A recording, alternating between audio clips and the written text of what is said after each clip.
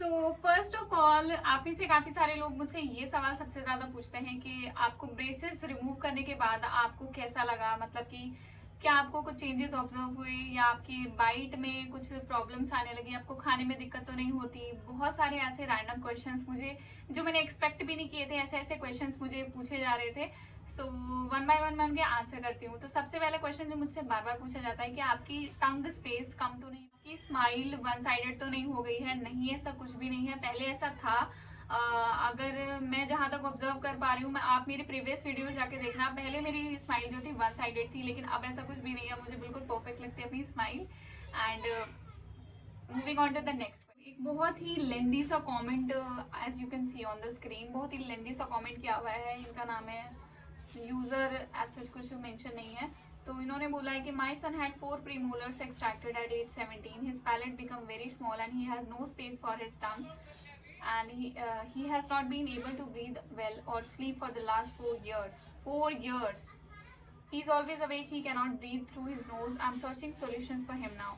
सो ये एक मदर है, इनका बेटा है 17 ईयर्स का। तो इन्होंने ब्रेसेस ट्रीटमेंट कराया होगा। 4 एक्सट्रैक्शंस इनको हुए थे इनके बेटे को, which is who is of 17 years.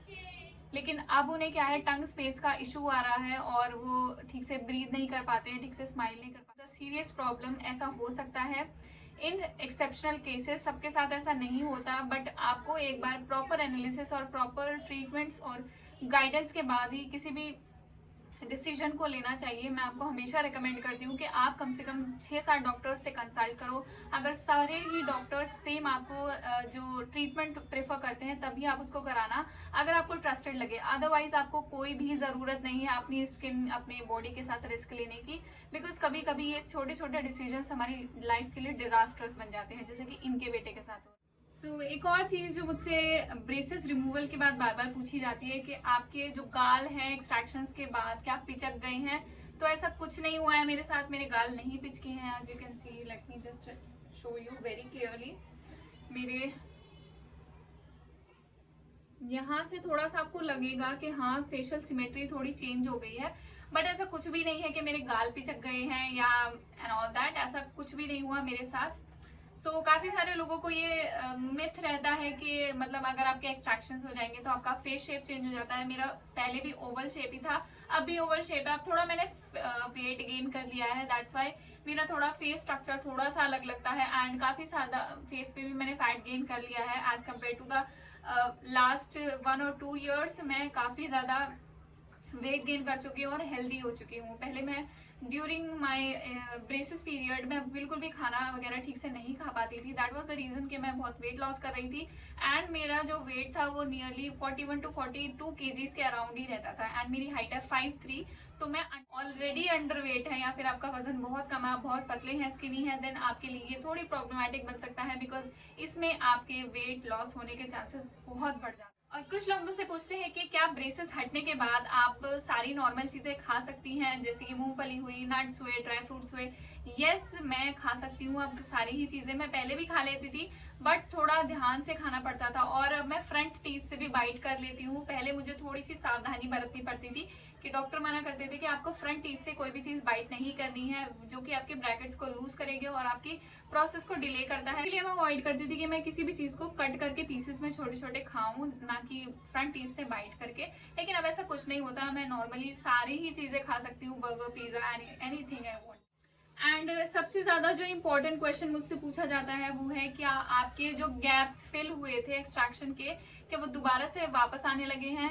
Gaps आपके तो दोबारा से नहीं आ रहे। तो ऐसा कुछ नहीं है, you can see, let me show you. यहाँ मेरे एक्सट्रैक्शन हुए थे और मेरे कोई भी गैप्स दोबारा से ओपन नहीं हो रहे हैं।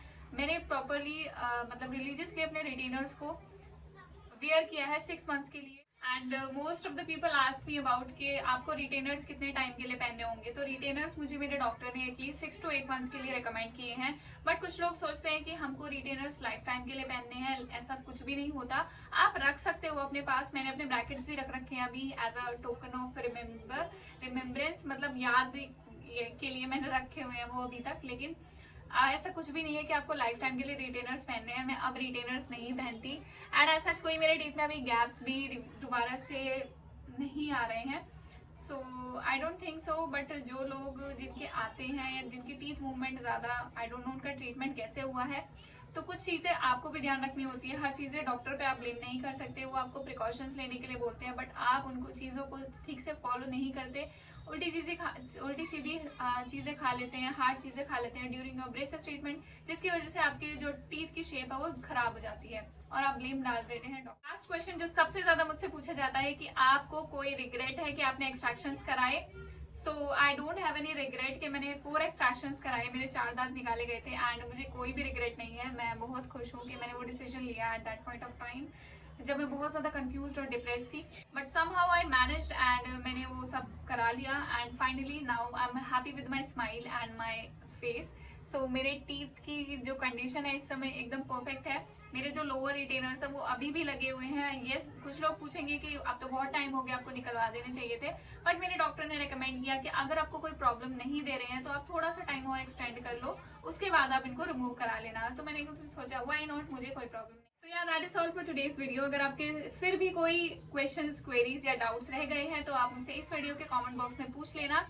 सारी डिटेल्स और सारी प्रीवियस वीडियोस के लिंक मैं इस वीडियो के डिस्क्रिप्शन में दे दूंगी, आप वहां जाकर मेरी पूरी जर्नी को चेकआउट कर सकते हैं। मैं प्लेलिस्ट का लिंक नीचे डिस्क्रिप्शन में दे दूंगी। So make sure to watch it and subscribe to my channel and also like this video. So मिलते हैं नेक्स्ट वीडियो में। Till then bye bye, take care, love you all.